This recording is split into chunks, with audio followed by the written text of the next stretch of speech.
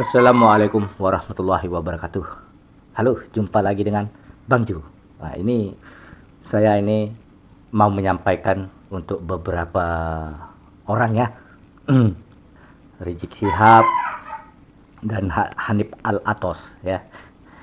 Untuk mantan narapidana karena kebohongan swab Muhammad Rizik Syihab yang mengaku cucu Rasulullah padahal bergenetika Yahudi. Hentikanlah framing-framingmu yang kau buat. Jejak digitalmu banyak melakukan framing-framing dan rasis. Ya. Framing-framing dan rasis seperti yang kau hembuskan ke orang yang tidak rasis, padahal kau yang rasis. Jejak digitalmu sendiri yang banyak rasis kepada pemerintah ataupun segolongan orang. Sekali lagi untuk Muhammad Rizik Syihab.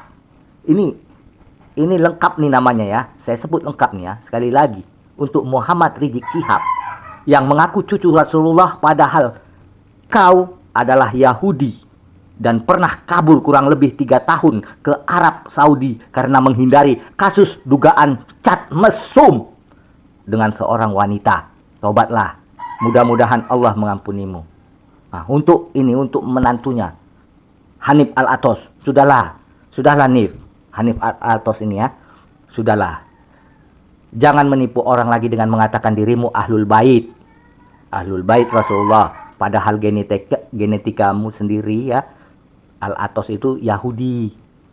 Hentikan hasutan-hasutan dan kebohongan-kebohonganmu. Tobatlah.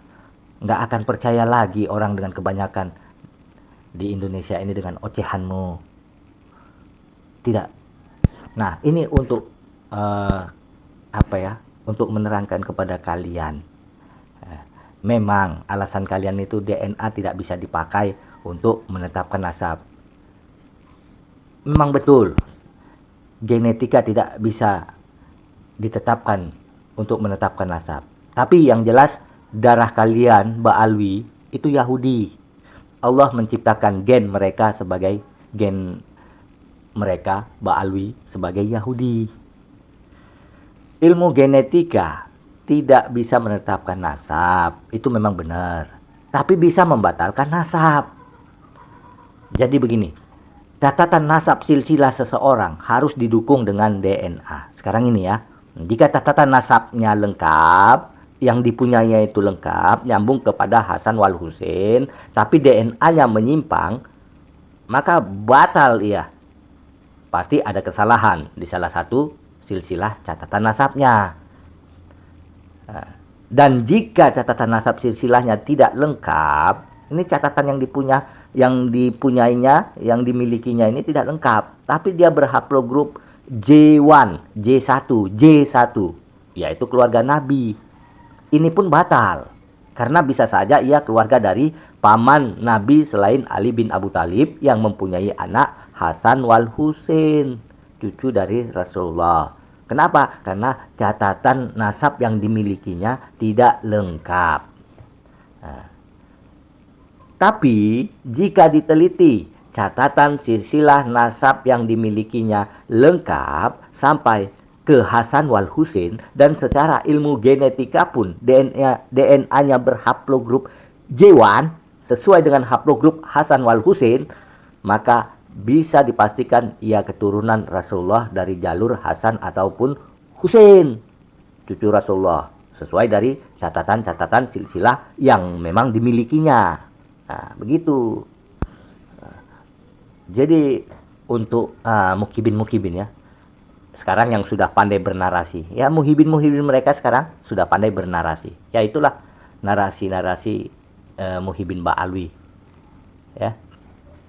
Sebenarnya begini, narasi seperti ini, narasi mereka itu bisa memancing kekisruhan. Karena salah satu narasi mereka adalah menganggap Kiai Imad merendahkan Ba'alwi. Nah, itu pernah saya dengar seperti itu. Mereka menganggap Kiai Imad ini merendahkan Ba'alwi. Padahal Kiai Imad tidak pernah merendahkan siapapun, termasuk Ba'alwi. Itu pernah saya ulang-ulang itu. Tesis Kiai Imad mengatakan nasab mereka terputus.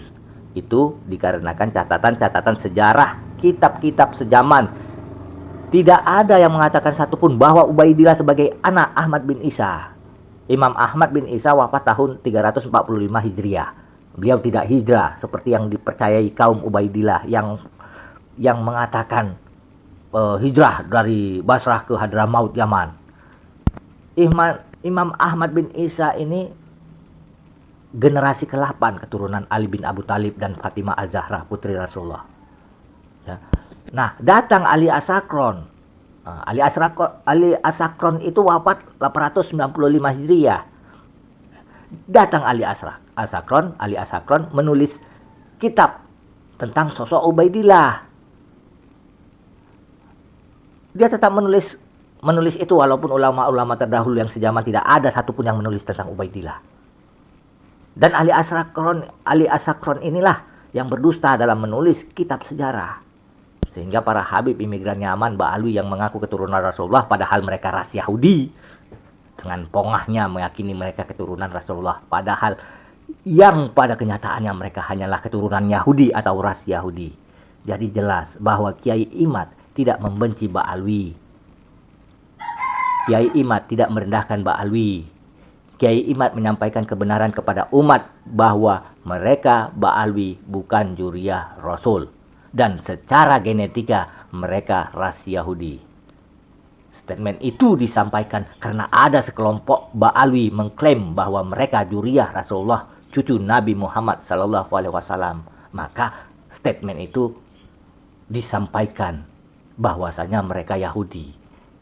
Bukan bermaksud dan bertujuan untuk merendahkan Ba'alwi, tidak. Karena mereka mengaku, makanya itu disampaikan. Jadi jangan memframing lah sehingga membuat kegaduhan dan kerusuhan.